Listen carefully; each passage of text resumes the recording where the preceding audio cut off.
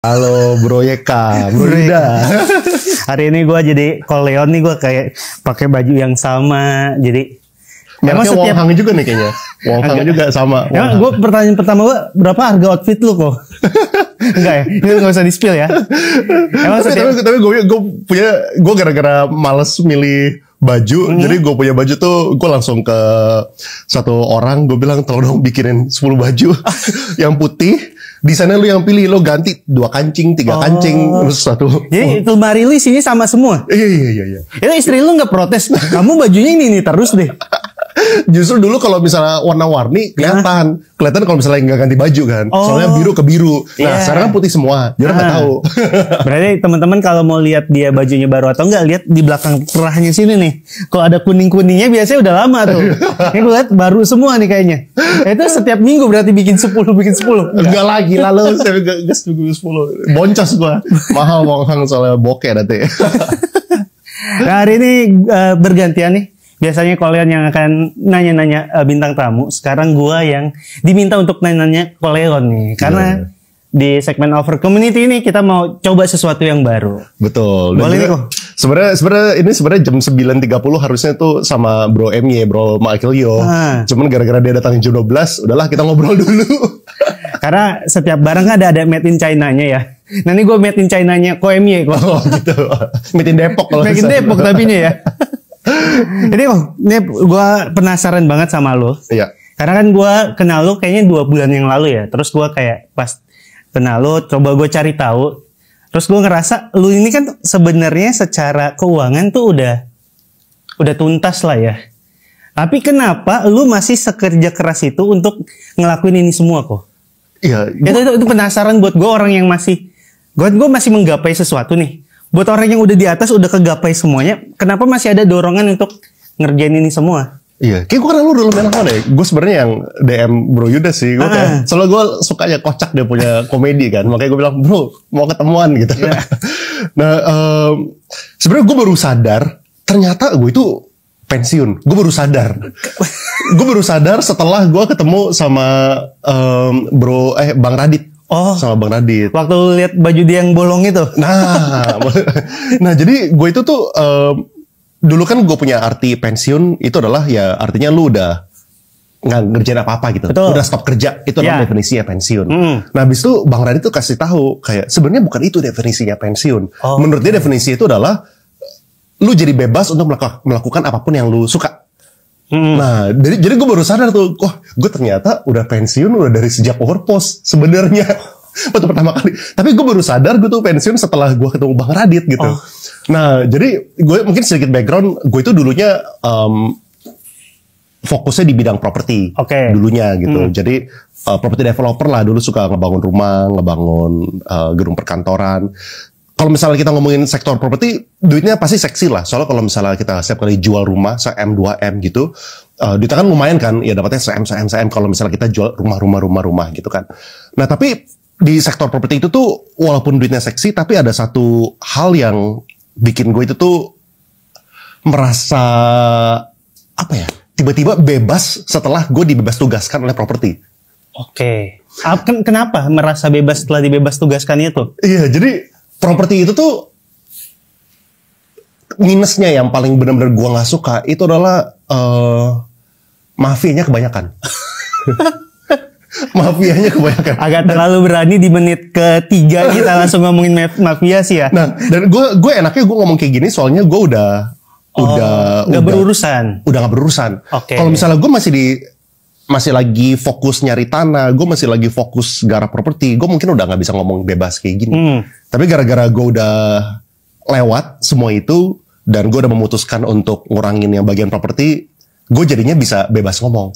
Nah, gue udah punya 3 pengalaman, mungkin yang gue share 3 lah. Nomor 1 misalnya, dulu tuh gue pernah ngebangun di Jakarta Pusat, abis itu di tanggal 17 Agustus, kan kita punya tukang-tukang sama mandor tuh lagi keluar makan kerupuk, lagi lomba.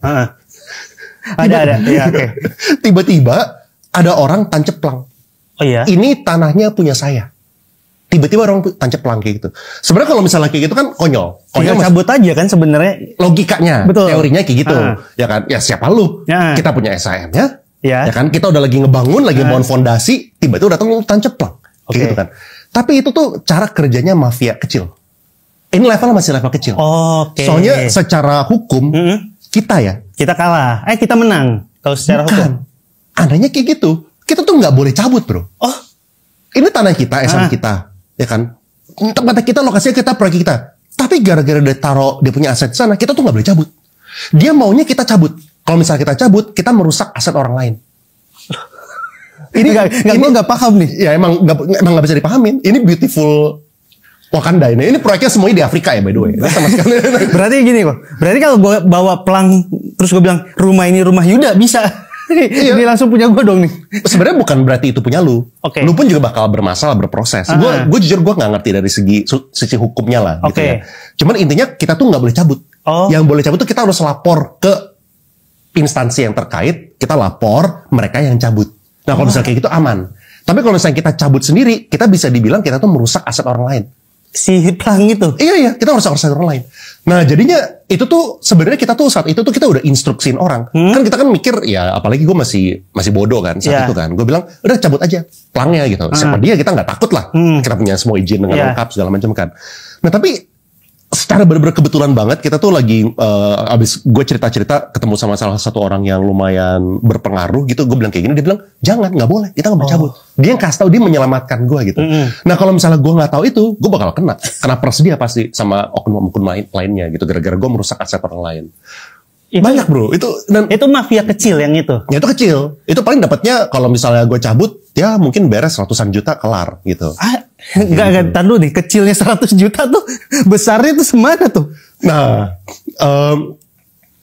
kita ada satu lagi, pernah lagi proyek yang di, jangan ngomong lokasi, ini pokoknya ini semuanya di Afrika. Gue gak punya proyek di Indonesia, jadi gue tuh dulu property developer di Afrika. Di Afrika, oke. Agak jauh, pokoknya jauh lah ya. Jauh pokoknya. Di Rwanda, Afrika yang sana lah gitu. Gue pokoknya bahasa Indonesia tuh gue punya second language sebenarnya. Bahasa utama gue Afrika sebenarnya. Ada gitunya ya. Iya benar. Nah dulu sama ceritanya, udah SAM juga, tanahnya udah ada, bahkan proyeknya udah berjalan. Abis itu ada mafia tanah yang datang, dan mafia ini sangat-sangat kuat, sangat-sangat berpengaruh. Pokoknya seberpengaruh yang lu bisa bayangkan. Kalau misalnya lu bisa bayangkan orang yang berpengaruh itu kayak gini, lu bayangin di atasnya. Berpengaruh pokoknya. Berarti bukan pemain kecil yang cuma asal taruh doang? Nah ini bukan. Yang itu orangnya sangat berpengaruh. Berpengaruh, habis itu koneksi dia udah kemana-mana. Dia koordinasi sama ya backingan juga kemana-mana gitu. Nah backing kemana-mana, kalau misalnya kayak gitu, ya maksudnya kita mau sekuat apapun, network kita sekuat apapun, kalau misalnya lawan kita mafianya adalah segitu, tunggu aja deh. Kita tunggu sampai dia ganti jabatan gitu. Sampai dia dilengserkan, baru kita lanjut proyeknya. Soalnya kayak kalau misalnya mafia tanah, cara kerjanya, mereka tuh tahu, mereka nggak mungkin bisa dapat tanahnya. Misalnya nih atas sama Yuda gitu ya, misalnya mafia tanah datang nih gitu kan, dia tancep gitu ya, atau enggak dia pengen permasalahin lu. Mereka tahu mereka nggak mungkin bisa dapat tanahnya lu. Mereka tahu karena sertifikat sama SHM atas nama gua. Betul, akan terlalu jauh lah kalau misalnya mereka tiba-tiba mengkonversi jadi namanya Nobita gitu misalnya. Tiba-tiba dirubah gitu, terlalu jauh. Tapi mereka bisa mempersulit lu di lapangan. Misalnya nih, contoh. Mainannya di sana. Contoh misalnya ya. Kalau misalnya lu punya tanah itu SHM dan lu dibawa ke jalur hukum, lu diteriak-teriakin tanah ini sengketa, bermasalah, customer mau beli nggak?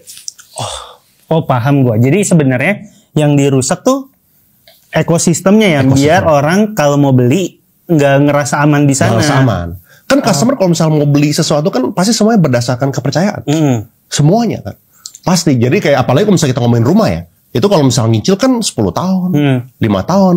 Kalau misalnya ini udah berpotensi bermasalah, mana mau dia, gitu kan? Dia nggak mau pegang pasti, nggak mau touch that project lah. Dia pasti pengen cari yang lain. Jadi mafia tanah tuh tahu, mereka tuh nggak mungkin expect tanahnya lu itu berubah konversi. Jadi gue tahu, tapi mereka bisa inflict so much pain, bisa nyakitin lu supaya ya udah damai sama gue.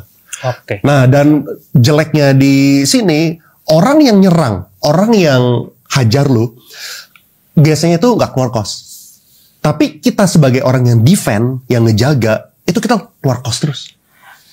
Jadi gini, misalnya ini ada tiga organisasi gitu. Organisasi A, organisasi B, organisasi C. Sekali lagi ini di Afrika semua. Gitu.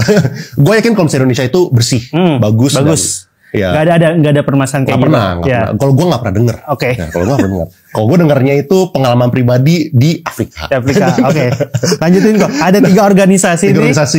Loreng-loreng. Nah, biasanya mereka itu tuh ada satu kepalanya kan yang mencetuskan, yang mengkoordinasi semuanya lah. Tapi mereka semua itu sistemnya ada duit mungkin, tapi nggak gede. Sistem itu kebanyakan tuh profit sharing. Jadi profit sharing. Jadi kalau misalnya punya kepemilikan saham dong.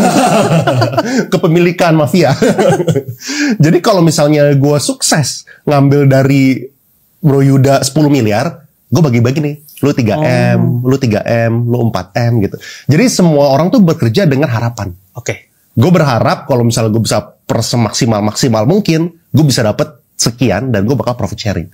Tapi kita sebagai yang defend, kita tuh keluar duit terus dan nggak tahu ujungnya di mana gitu.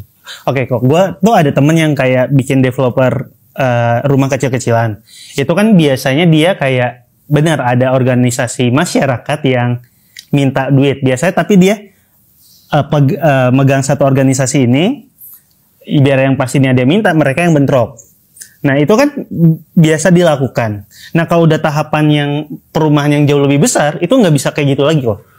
Mereka malah akan bersepakat, oke, kita nyerang yang pemilik aja, nggak mereka yang berantem. Kalau misalnya ini soalnya udah bukan organisasi masyarakat.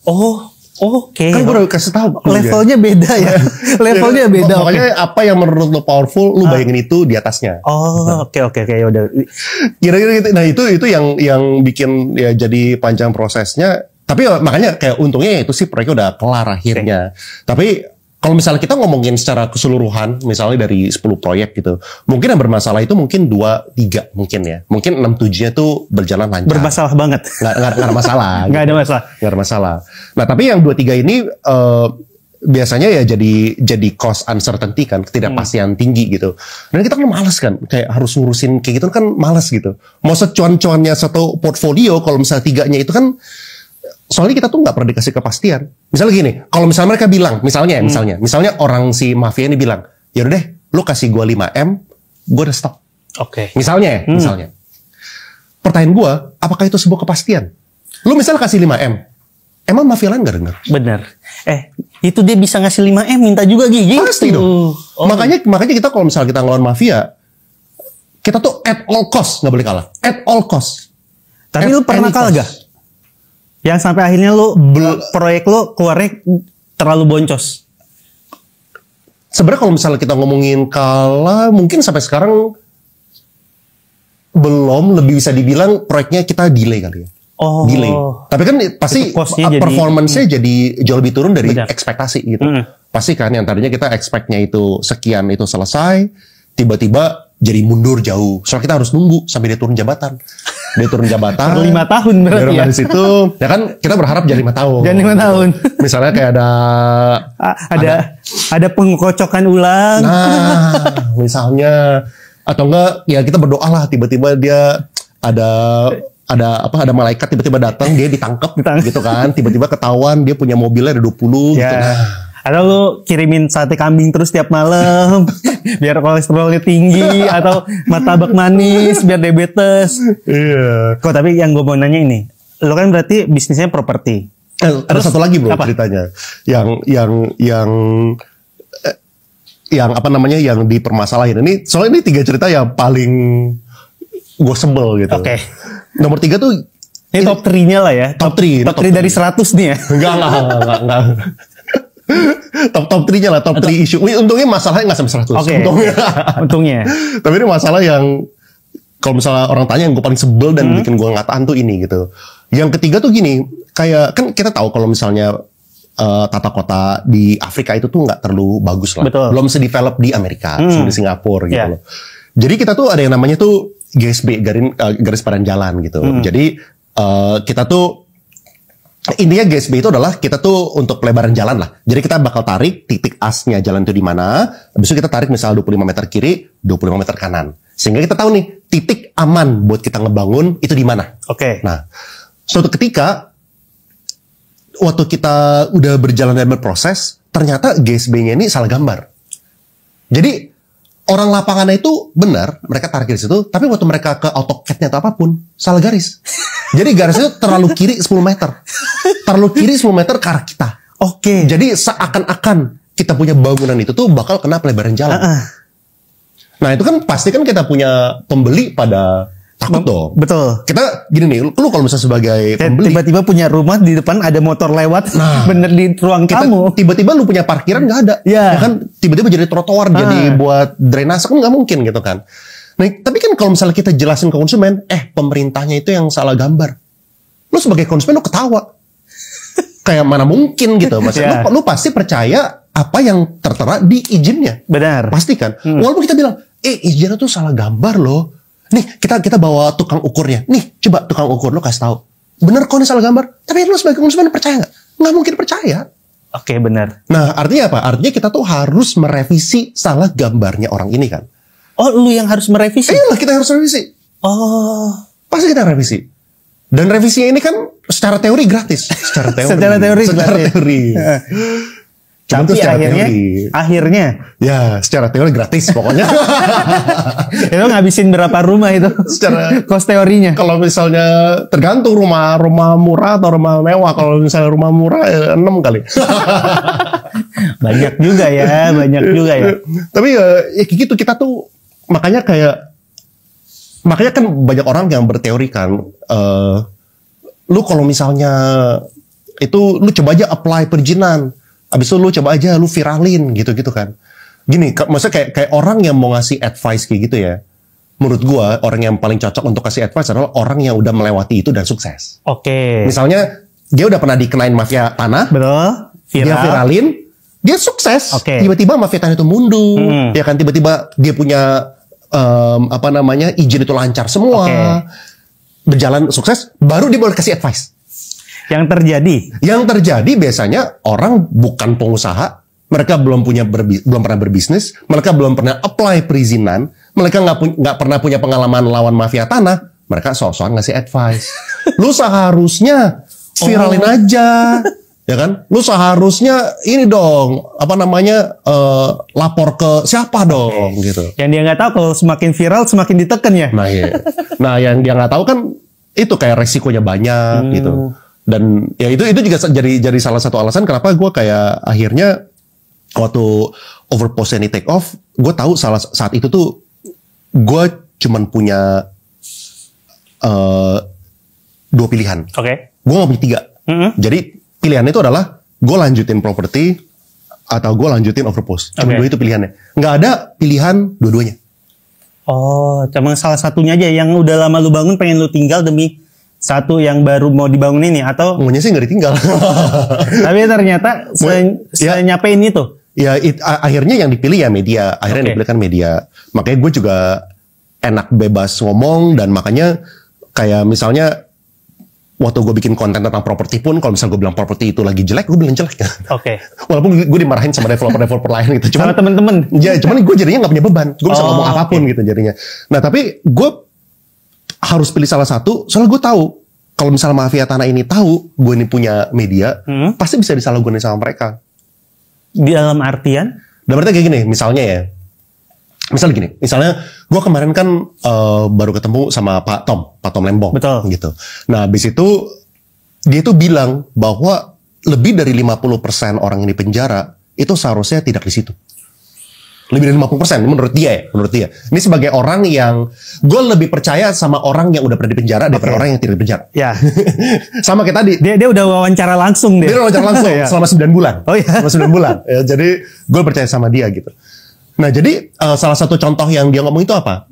Misalnya ada orang cowok gitu ya, digoda sama cewek, abis itu pergi ke nightclub, abis itu ceweknya tiba-tiba keluar dari ruangan. Tiba-tiba waktu keluar dari ruangan, dia cowoknya digeruduk. Ada narkoba, segala macam. gitu. Sering terjadi itu. Ya, sering denger gue. Nah, untungnya gue emang nggak pernah ke klub, gue juga ya untungnya nggak pernah aneh-aneh lah. Itu gue juga cuma denger juga. bukan gue. Gue denger doang. Oke. Nah, tapi yang gue takut kan kalau misalnya orang udah nggak suka sama kita, mafia tanah gitu ya. Apalagi mereka itu tuh orang yang powerful dan mereka itu memiliki kepentingan duit yang relatif besar, puluhan miliar, bahkan bisa sampai 50 miliar gitu kan. Itu you'll do anything at all cost. Oh, salah satunya mungkin bisa yang dilakukan kayak gitu. Tapi ya mungkin kalau misalnya cewek nggak ampuh, mungkin they'll find something else. Apa something else-nya? Apakah mereka mencari Lisa Mariana? Nah. Enggak ya, enggak beda-beda. Iya, kayak apa nih? Apakah? Ya, gue nggak tahu. Lu nggak mungkin bisa bayangin apa yang mereka bisa lakukan. Gue aja nggak bisa ngebayangin ternyata 60% lebih itu orang yang harusnya tidak di sana menurut Pak Tom ya. Kayak jadi gue nggak kebayang gitu loh. Apa yang mereka bisa lakukan gitu. Kok gue mau nanya, waktu lu terjun ke bisnis properti ini, lu udah tahu ini semua? Nggak tahu. Oh, nggak tahu sama sekali. Nggak tahu. Maksudnya dulu waktu scale-nya itu relatif kecil, itu masalahnya nggak gitu gede. Oh. Jadi masalah itu pasti selalu ada lah. Masalah itu selalu ada kayak misalnya ini teman-teman yang main di industri properti pasti tahu. Gue yakin 1000%. Ya, terutama teman-teman yang ini ya, yang main di industri properti di Afrika. Kalau misalnya Indonesia, gue yakin aman. Sekali lagi ya. Sini perizinan lancar. Nggak ada tuh pemalakan truk dihadang tengah jalan, nggak ada. Nggak ada. Semua sesuai aturan. Ya kan, mereka bilang gratis. Ya kan, mereka bilang 14 hari kerja selesai, 14 hari kerja selesai. Ya kan, ini cuma teman-teman yang pernah jadi expat di Afrika gitu. Kalau misalnya tanahnya itu adalah 1000 meter, biasanya itu ada namanya KDB KLB. KDB KLB itu artinya kayak gini, misalnya lu punya 1000 meter, angka itu misalnya 0,5 sama 3. 0,5 sama 3 itu artinya kayak gini. Misalnya 1000 meter, lu boleh bangun 500 meter. 0,5 soalnya koefisiennya gitu. Jadi lu nggak bisa bangun full, lu boleh bangunnya setengahnya 500 meter gitu kan.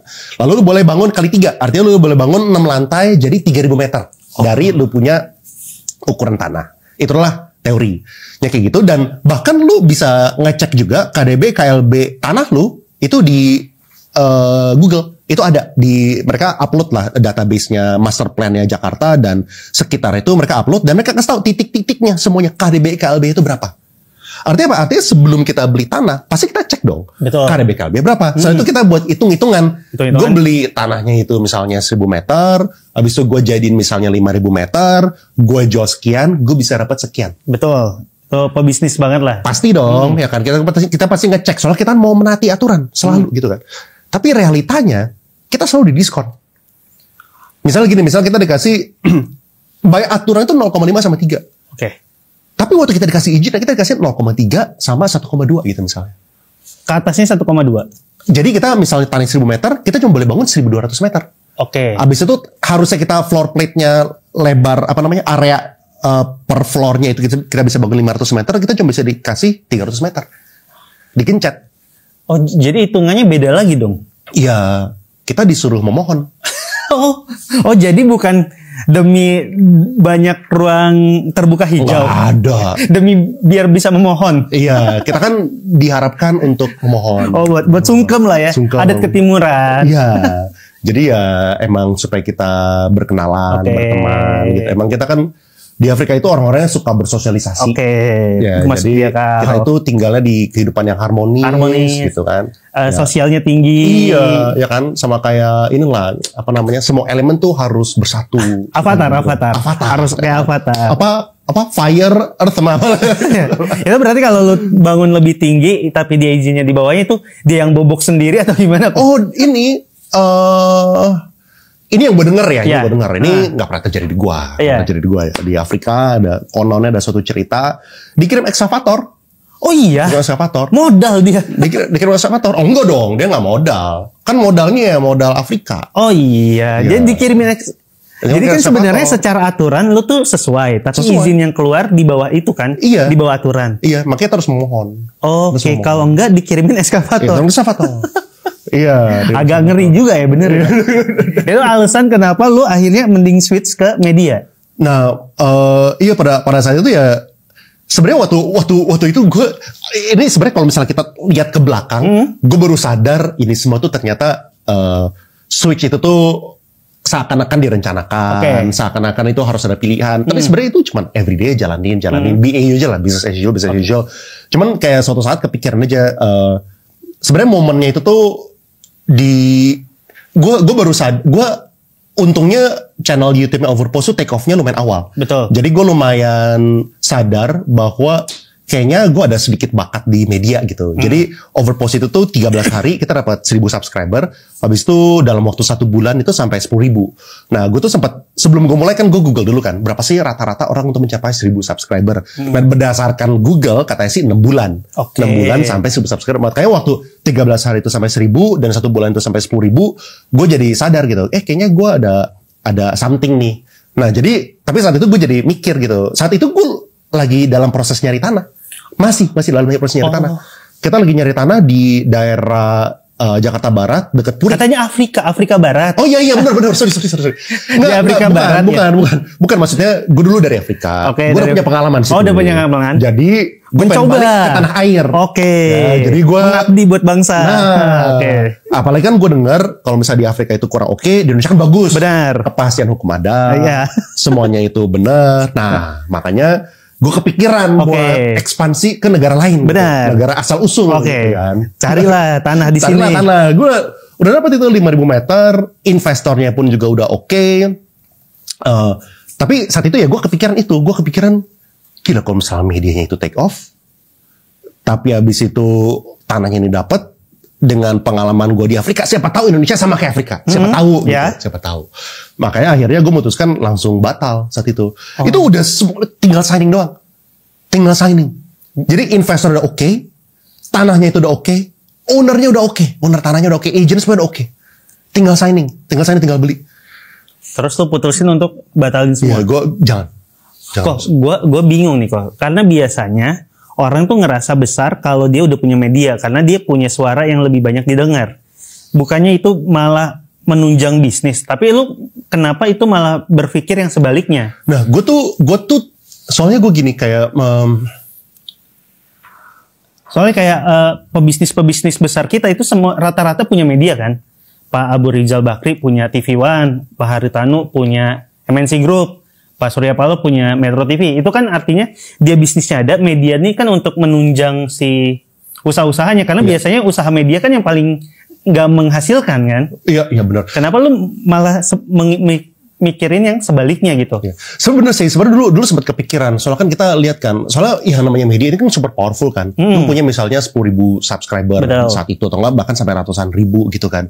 Dan lu pasti bisa drive traffic ke produk lu. Betul, itu. Misalnya kayak kita jualan air minum, kita jualan garam sofat, Rukia, jualan apapun gitu kan. Ya kita pasti bisa ngarahin trafficnya ke sana gitu kan. Cuman yang gue sadar lagi tuh mungkin ini salah satu unfair advantage gue, salah satu unfair advantage gue itu adalah untungnya gue itu tuh nggak mulai 10 tahun yang lalu. Gue yakin kalau misalnya gue mulai 10 tahun yang lalu, gue pasti blundernya itu bakal banyak banget lah gitu.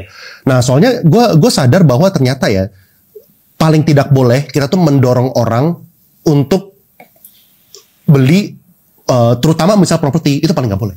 Pakai media kita untuk bilang ke orang, tolong lu beli properti gua, ini properti gua bagus, kalau itu paling nggak boleh. Karena? Soalnya kayak gini. Bias.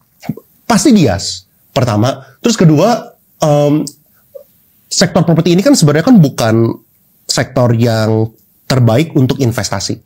Jadi kalau misalnya kita ngomongin return gitu ya, return rata-rata, mungkin return rata-rata properti untuk 10 tahun terakhir, gue udah pernah kasih studinya lah ya, terutama untuk landed house itu mungkin yang paling bagus, mungkin kisaran sampai 3-8% itu paling oke. Tapi apartemen itu setahu gue nggak boncos lah. Lu kalau misalnya dibandingin sama deposito sama segala itu pasti boncos gitu. Nah, gue nggak kebayang kalau misalnya gue harus jualan apartemennya gue harus keluar-keluar. Ini apartemen gue bagus segala macam, tolonglah lu beli di sini gitu, apartemennya gue. Tapi bisa orangnya nggak untung gitu. Hari Senin harga nggak naik. Nah, itu kan jadi kayak sebuah bebannya gue gitu kan. Nah makanya gue nggak ngelihat media play itu baik untuk properti. Kecuali kalau misalnya barang gue ini yang retail, sulit untuk merugikan orang. Misalnya kayak kalau misalnya gue jualan parfum, atau gue jualan baju, atau kalau misalnya gue jualan air putih, orang kan nggak mungkin komplain kan. Misalnya kayak wah si Leon jualan Aqua gitu. Gara-gara Leon jualan Aqua, gue nggak mau nonton Overpost lagi lah. Nggak make sense itu. Benar. Kan, tapi kalau misalnya orang ini boncos misalnya kayak kata si Leon, propertinya dia, ya kan rumah yang dia jual itu paling untung katanya. Katanya tahun depan itu bakal naik 10%. Tapi ternyata naiknya cuma 2%. Orang bakal kecewa sama gue gitu. Pasti gitu kan. Paham. Nah makanya gue tahu gue nggak bakal mau dorong gue punya audience untuk membeli produknya gue gitu. Gue gak bakal mau. Kecuali kalau misalnya gue udah punya sebuah produk yang oke ya. Tapi sampai sekarang sih belum ketemu sih. Mungkin kemeja itu kan lo bisa jadiin apa namanya merchandise. Mungkin ya. Mungkin gue harus cari ini nih. Cuman gue orang jangan wohang tapi nya. Yang lebih murah. Wonging sama gue. Bisa wonging. Atau ini juga mungkin kenapa lo berhenti. Karena emang ternyata kan yang setelah lo rasain mafianya sebesar itu. Jadi mungkin lu udah nggak kuat sama capeknya juga, makanya terus nemu dunia baru, dunia media, akhirnya fokus di sini. Sebenarnya gue sih lumayan ini bro, gue lumayan berani orangnya. Oh iya. Berani, jadi kalau misalnya ketemu mafia gitu, mau hajar ya tetap hajar. Gue nggak ada, maksudnya kalau misalnya capek on a relative skill lah, pasti saat itu kita capek. Tapi kalau misalnya kita ngomongin, itu kan kita nggak bisa ngomongin cuma yang jeleknya kan. Oke. Jadi di apapun lah, apa yang kita lakukan, waktu kita di sektor tersebut kita nggak boleh cuma ngelihat bagusnya doang. Kita harus bisa menerima minusnya juga gitu kan. Jadi di satu portfolio ini minusnya 3 proyek itu ada mafia tanah, tapi ada plusnya ini. Secara overall itu masih oke, duitnya itu masih bagus. Secara overall kalau misalnya gue nggak ada media, gue pasti masih bakal melakukan properti. Nah tapi gue cuma mikirin, soalnya kan gue udah nggak sendirian lagi, gue punya keluarga, gue punya anak, dan gue udah ngelihat kalau misalnya lu ngelihat apa yang mafia itu willing to do, lu bakal sangat takut. Lu bakal sangat serem, terutama kalau misalnya keluarga. Kalau misalnya masih sendirian, mungkin lu gak mikir. Hajar terus. Tapi kalau misalnya lu tahu gitu, kayak what are the things that they can do gitu, itu lu bakal mikir. Ya mending gak usah bersentuhan lagi aja lah ya, demi keselamatan bersama itu. Iya. Dan gue udah ketemu hobi baru. Hobi baru? Media ini? Ternyata, makanya waktu gue ketemu sama Bang Radit, oh iya ya. Kayak soalnya, dan gue juga baru belajar satu hal saat gue menjalankan media. Ternyata media gak ada duitnya. Lu kan bisa lihat laporan keuangan Tempo, minus terus. MNC semuanya minus. Nah tapi ini, penasaran gue kok. Dari ngerjain sesuatu yang duitnya tuh cair banget lah ya, basah banget di properti, switch ke media yang gak ada duitnya ini, gimana perasaan lu? Nah jadi, ini sekali lagi ya, kayak ini semua itu serba kebetulan. Ini sayangnya gue kurang sepintar itu untuk bilang, oh gue udah merencanakan ini. Sayangnya gue nggak sepintar itu. Ini semua serba kebetulan. Serba kebetulan jadi kayak gini. Jadi kayak dengan adanya media, gue tuh jadi bisa network dengan siapapun. Betul. Kayak gue DM siapapun itu bakal balas. Dan gue itu punya beberapa unfair advantage sebelumnya lah. Kayak salah satu unfair advantage gue itu nama Hartono. Ya, gue Hartono Family. Hartono Family. Cuman sayangnya kita bukan yang Jarum ya. Kita keluarga Jarum bro. Oh Jarum. 1000 tahun yang lalu. Oh 1000 tahun. Iya. Jadi mungkin the great grandparents gitu kan. Bersaudaranya jauh ya. Jauh sekali. Nah kalau misalnya kita sih mungkin sel gue sama dia similarity cuma 0,0001% sekarang ya. Tapi 1000 tahun lalu ya mungkin ada samanya gitu. Nah tadi gue mau apa ya gara-gara lu? Enggak. Unfair advantage. Nah gue tuh punya unfair advantage di fundraising. Jadi proyek pertama gue ya